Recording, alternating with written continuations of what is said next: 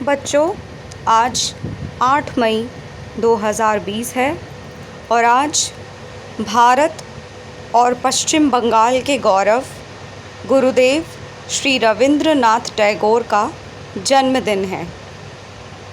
बंगाल के समृद्ध टैगोर परिवार में जन्मे गुरुदेव रविंद्रनाथ बचपन से ही भिन्न थे। ये अन्य बच्चों की भांति ना खेलते थे, ना ज़्यादा किसी से बात करते थे। स्कूल में भी इन्हें खास रुचि नहीं थी। ये केवल स्कूल आते और जाते वक्त प्रकृति को निहारा करते थे। किन्हें पता था कि ये बचपन से ही अपनी रचनात्मकता की प्रेरणा प्रकृति से ले रहे हैं। रविंद्रनाथ टैगोर जब बड़े हुए तो ये पढ़ाई करने लंदन गए। लंदन जाकर उन्होंने अपनी पढ़ाई पूरी की और वापस आकर इन्हें नौकरी पेशा कामों में कोई रुचि नहीं थी।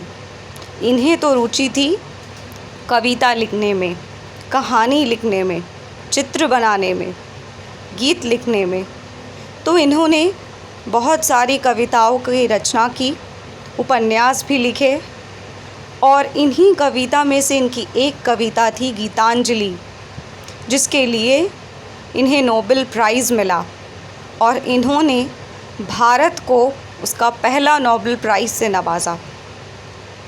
पहले भारतीय जिन्होंने नोबेल प्राइज़ जीता था वो गुरुदेव रविंद्रनाथ टैगोर ही थे।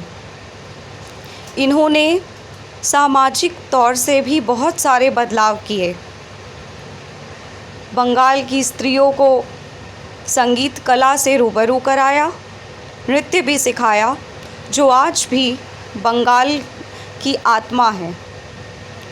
बंगाल का नाम आते ही रविंद्र संगीत और रविंद्र नृत्य की बात ना आए, ये तो हो ही नहीं सकता।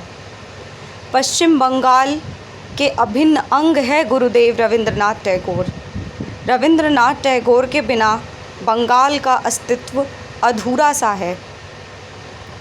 इन्होंने हमारे राष्ट्रगीत जन गण मन की रचना भी की और केवल हमारे देश का राष्ट्रगान ही नहीं, बांग्लादेश के राष्ट्रगान आमार सोनार बांग्ला के रचयिता भी हमारे प्रिय गुरुदेव रविंद्रनाथ ही है।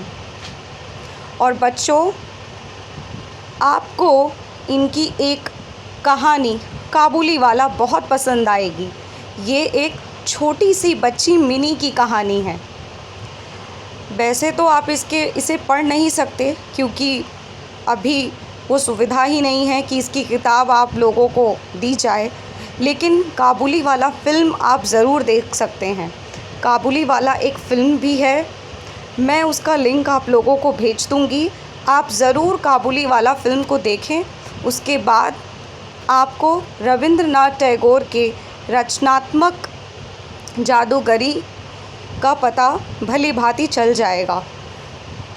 तो आज आप रविंद्र जयंती काबुली वाला फ़िल्म देखकर मनाएं।